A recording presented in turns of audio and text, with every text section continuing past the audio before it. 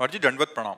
महाराज जी, लाडली जी के लिए खूब रोना तड़फना आए, इसके लिए कैसे कृपा होगी? सेवा बन जाए। लाडली जी की सेवा में अगर हमें कहीं सौभाग्य मिले या घर में सेवा विराजमान करे, सेवा से जो प्रीति होती है और प्रीति से रोना आता है, तड़पना आता है, तो अगर हम श्री जी के श्रीअंग सेवा प्रकट श्री विग्रह सेवा प्राप्त कर ले और वो भी निष्ठापूर्वक, जैसे जयमल जी निष्ठापूर्वक ठाकुर सेवा करते थे, सेवा में विघ्न न पड़ जाए इसलिए उन्होंने नियम लागू कर दिया था कि 10 घड़ी जिस समय मैं सेवा में जाऊंगा, अगर उस समय किसी ने किसी भी तरह की सूचना दी तो उसे जान से मार दिया जाएगा। 10 घड़ी, 1 घड़ी 24 मिनट, तो 10 घड़ी 4 घंटा, 4 घंटा होते हैं। 4 घंटा वो ऐसी सेवा करते थे कि कोई भी उनको सूचना भी नहीं दे सकता था, इतनी सेवा में संलग्नता। अब जहां प्रवेश हुए, ठाकुर जी का पट बंद किया और स्नान श्रृंगार 4 घंटे पूरी तन्मयता पूर्वक सेवा करते, साष्टांग दंडवत करते, और जब बाहर निकलते तब कोई बात कर सकता था।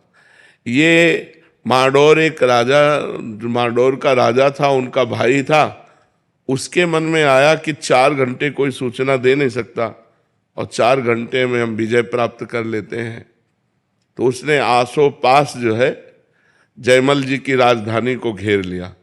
अब जब ये सूचना पहुंची तो अब किसी की हिम्मत नहीं कि सेवा में वो हैं और जाए, क्योंकि मार डाला जाएगा। तो सबने कि युद्ध करने में तो हम समर्थ हैं, पर बिना राज आज्ञा के युद्ध कैसे प्रारंभ हो। और जयमल जी का नियम था 4 घंटे कोई सूचना नहीं दे सकता, नहीं तो मारा जाएगा। तो ये हुआ, राजमाता से प्रार्थना की कि आपको नहीं मारेंगे, जो जयमल जी की माँ थी, आप जाके केवल आज्ञा भर ले आओ। तो वो गई और उन्होंने कहा शत्रु पक्ष ने चारों तरफ से राजधानी को घेर लिया है, आप आज्ञा दीजिए क्या किया जाए। तो उनका राम जो करेंगे वो सब भली होगी। पीछे मुड़कर नहीं देखा, सेवा नहीं रोकी और कहा जो राम करेंगे वो भली ही होगी, भगवान जो करेंगे वो भली ही होगी, जाओ। वो वापस चली गई, तो आज्ञा तो हुई नहीं। तो भगवान ने जब देखा कि मेरे आश्रित इतना मेरी सेवा में संलग्नता, तो स्वयं भगवान राजपूत सिपाही का वेश धर करके जयमल जी के घोड़े पर चढ़े और जाकर के युद्ध किया, सबको मूर्छित कर दिया, घायल कर दिया, मारा एक को भी नहीं, सब मूर्छित हो गए बाणों की वर्षा से सब। अब जयमल जी जब 4 घंटा अपनी सेवा करके निकले, तब उन्होंने कहा हमारा घोड़ा लाओ, मैं अभी शत्रु पक्ष को उत्तर देता हूं। तो घोड़ा हाँफ रहा था और पसीना से लथपथ था, तो उनका ऐसा लग रहा है ये तो बहुत युद्ध करके आ रहा है, ये घोड़ा हाँफ क्यों रहा है हमारा। किसी ने कहा इसका तो कोई पता नहीं, पसीना पसीना घोड़ा। तो दूसरा घोड़ा, राज घोड़े तो बहुत होते हैं, दूसरा घोड़ा मंगाया, और जब वहां गए तो सब मूर्छित पड़े।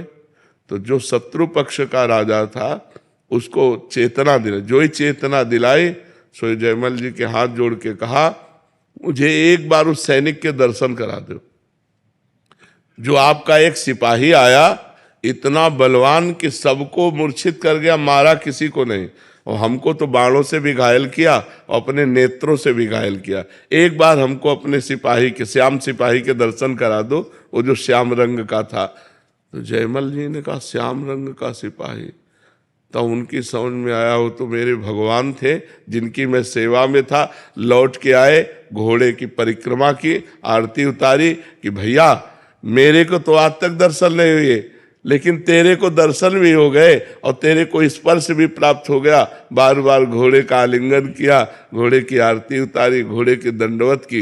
तो जब हम भगवान की सेवा में इस तरह तन्मय होते हैं कि हमें कुछ भी हो जाए, हम सेवा से नहीं निकल सकते, तब हमें प्रीति हो जाती है और फिर भगवान बाहर ले लेते हैं।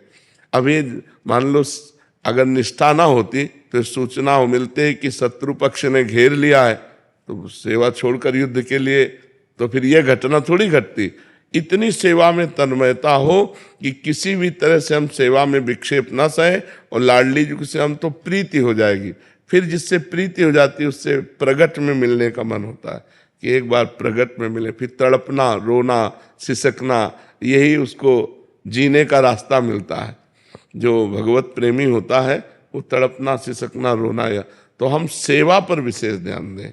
हमारी श्री जी राई की सेवा को मेरु के समान समझती हैं, तो फूल सेवा, श्रृंगार सेवा, पोछा सेवा, सोहनी सेवा। जैसे आप बरसाना में विराजते हैं तो लाडली जी के महल में कुछ न कुछ सेवा लिए, प्रगट में श्री जी ठाकुर जी विराज, घर पे विराज, हाँ, तो फिर उनकी सेवा करो खूब। सेवा में, सेवा से ही प्रीति होती है और प्रीति में ही तड़पना, रोना होता है। सेवा पहले श्री जी लाडली जी का अनुभव होते थे, अब कुछ दिनों से अनुभव हमारे होता है। तो देखो खान पान तो नहीं बिगड़ गया, कोई रसिकों का अपराध मानसिक तो नहीं बन गया, नहीं तो ये तो प्रतिक्षण वर्धमानम, प्रतिक्षण वर्धमान माने बढ़ना चाहिए। एक रुक क्यों गया, घट क्यों गया? तो दो ही कारण होते हैं, एकदम रुक जाना तो किसी रसिक के प्रति हे भाव भी हो गया तो रुक जाएगा। जैसे हरिराम व्यास जी के हृदय में एक बार कबीर दास जी के प्रति भाव आया कि तो निर्गुणिया संत हैं, निर्गुण निराकार भगवान की उपासना करते हैं, ये निकुंज प्रेम रस ऐसा। तो हरिराम व्यास जी के हृदय की लीला रुक गई जो प्रभु की चलती थी। तब हरिवंश महाप्रभु से कहा, तो हरिवंश महाप्रभु ने कहा भगवान के किसी लाड़िले का अपराध बन गया, तो उनका ऐसा तो हम क्यों वैष्णव अपराध करेंगे, तो उनका ध्यान करो। तो उनका कबीर दास जी के प्रति ऐसा कहा, बोले यही अपराध बन गया। तो अब कबीर दास जी को रिझाओ, तो यमुना किनारे फिर कली में साचो भक्त कबीर ऐसे पद की रचना करके गायन किया, तो यमुना जी की धारा से कबीर दास जी प्रकट हुए। तो कबीर दास जी ने कहा कि भगवान अलग अलग संतों को अपने नाम रूप लीला धाम का प्रचार प्रसार करने के लिए भेजते हैं। इसका मतलब ये थोड़ी है कि भगवान उसको रस से वंचित कर देते हैं, सब रस का अधिकारी भक्त होता है, तब वो समझे। तो कहीं किसी संत भक्त वैष्णव के प्रति थोड़ी हमारी मलिन बुद्धि हो जाएगी तो फिर हमारा जो है भाव रुक जाएगा, फिर हमारे चिंतन में कमी आ जाएगी। राधे राधे महाराज जी। गुरुदेव, कुछ माह पहले मेरे एक सहपाठी से मित्रता हो गई थी और मैं उस व्यक्ति में आसक्त हो गई और एक दूसरे से जीवन साथी जैसे संबंध भी कोशिश हुए महाराज जी। हालांकि वो ज्यादा दिन तक टिके नहीं, ना ही रहे, पर कुछ परिस्थितियां आई और सब खत्म हो गया। परंतु मेरी उसमें आसक्ति इतनी ज्यादा हो गई कि मैं उसे भूल नहीं पा रही महाराज जी। वो व्यक्ति दिख जाता है, अब वासनाओं के खेल खेलोगे, मन मलिन होगा तो भूल क्या पाओगे? अरे धिक्कार है ऐसे जीवन को कि जो मनुष्य जीवन मिलने पर भगवान के लिए बात नहीं आई कि मैं भगवान को भूल नहीं पाती हूँ। ये जीवन का तो लाभ होना चाहिए।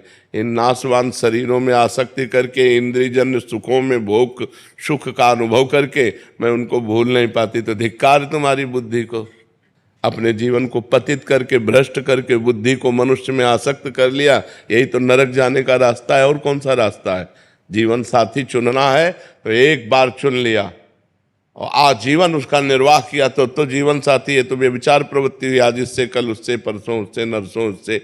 जिसे आजकल लोग कह रहे हैं ब्रेकअप, बॉयफ्रेंड गर्लफ्रेंड, ब्रेकअप, फिर बॉयफ्रेंड, फिर ब्रेकअप, फिर तीसरा बॉयफ्रेंड। ये क्या है? क्या आज शासन नहीं है ना? न माता पिता का शासन है, न समाज का शासन है, न शास्त्र का शासन, न भगवान का शासन, कोई स्वीकार नहीं है ना। इसलिए मनमानी आचरण होते हैं। मनमानी आचरण करने का अधिकार किसने दिया तुमको? या एक बार पाणी ग्रहण किया तो आजीवन निर्वाह किया? अपने पर शासन नहीं, अपने धर्म को नहीं जानती हो, शरीर का बार बार अपवित्र होना, ये क्या है? मन शरीर में लगा हुआ है, मन अपवित्र हो रहा है, पाप का खजाना बन रहा है, नरक जाओ नरक भोगो। ये दुर्लभ मनुष्य देह का क्या लाभ मिला? आजकल यही प्रवृत्ति चल रही, तुम्हारी बात नहीं बच्चा, ये आजकल प्रवृत्ति यही चल रही है। ये कोई मतलब नई बात नहीं, यही प्रवृत्ति चल रही है। भगवान का नाम जप करो, जो संयम से रहो। अगर स्त्री शरीर है तो किसी एक पुरुष का एक बार वरण करो, आजीवन वरण करो। छूट जाए तो ब्रह्मचर्य से रहो, आजीवन ब्रह्मचर्य रहो। ये व्यभिचार प्रवृत्ति से नरक जाने का रास्ता होता है। त्रिविधम नरकस्येदम द्वारम नाशनमात्मनः कामः क्रोधा तथा लोभा तस्मादेत्ययम् त्यजेत। ये 3 नरक के द्वार हैं, काम क्रोध लोभ। इन्हीं में जो फंसे हुए नरक जाना है, और क्या करना है, नरक की प्रवृत्ति करनी। भूल नहीं पाते, तुम्हें घृणा हो जानी चाहिए कि जिसके लिए मैंने शरीर समर्पित किया वो आदमी मेरा हो नहीं हुआ, तो वो भूलने योग्य है, वो घृणा करने योग्य है। नाम जप करो और सही रास्ते से चलो, नहीं तो किसी काम का मनुष्य जीवन नहीं रह जाएगा। हम कहते हैं दोस्ती करना पाप नहीं है, कोई भी किसी से भी दोस्ती करो, लेकिन दोस्ती गंदगी करना पाप है, बेविचार करना पाप है। ये क्यों करते हो? अगर आपको दोस्ती पक्की तो आजीवन निर्वाह करो, माता पिता का आशीर्वाद लो, देवताओं का अर्चन बंदन करो, ब्याह करो, एक साथ रहो, कोई बात नहीं, आजीवन रहो। ये क्या है, इससे बेविचार, उससे बेविचार, उससे बेविचार, तो किसी का शासन नहीं होता, इसीलिए मनमानी आचरण होते। कोई तुम्हारी बहुत अवस्था है क्या? ये मनमानी आचरणों से क्या होगा? अपने जीवन को खोखला करके नरक जाओ, नरक का रास्ता पुष्ट करो। इसलिए बच्चा सावधान, नाम जप करो और सावधान रहो, और भगवान का आश्रय लेकर के धर्म पूर्वक जीवन व्यतीत करो। मनुष्य जीवन ये दिव्य मिला है, इससे भगवान की दिव्यता प्राप्त करो। अब हम कहते हैं ठीक है, गृहस्थ में जाना है, गृहस्थ में जाइए, लेकिन किसी एक पुरुष का ऐसा वर्णन करो। देखो आजकल मनमानी चल रहा है, माता पिता वर खोजते थे, पंडितों से विचार किया जाता था, बड़े धर्म पूर्वक देवी देवताओं की आराधना करके ब्याह होते थे, आजीवन निर्वाह होता था। हमने कभी नहीं सुना डिवोर्स, गांव में कभी डिवोर्स नहीं सुना हमने। ये जो व्यभिचार प्रवृत्ति शुरू ना, गर्ल फ्रेंड और बॉय फ्रेंड और लिव इन रिलेशन, यहां से शुरू हुआ है डिवोर्स। नहीं, हमने कभी डिवोर्स नहीं सुना। आजीवन निर्वाह, क्योंकि माता पिता ने किया, देवी देवताओं का पूजन करके, शास्त्र के पंडित के अनुसार अग्नि के फेरे लेकर, तब कहीं वो धर्म से चलो। इस तरह के मनमानी आचरण कोई भी मत करो, नहीं तो पछताना पड़ेगा। संसार का बड़ा विचित्र स्वरूप है, होश में चलना चाहिए।